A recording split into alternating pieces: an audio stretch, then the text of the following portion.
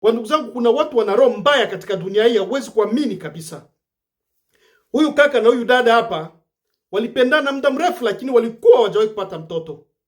Bahati nzuri huyu dada alikuja kushika ujauzito, na alivyoenda kwa daktari akafanya vipimo, akamwambia kwamba huyu mtoto akizaliwa hawezi kutembea maisha yake yote.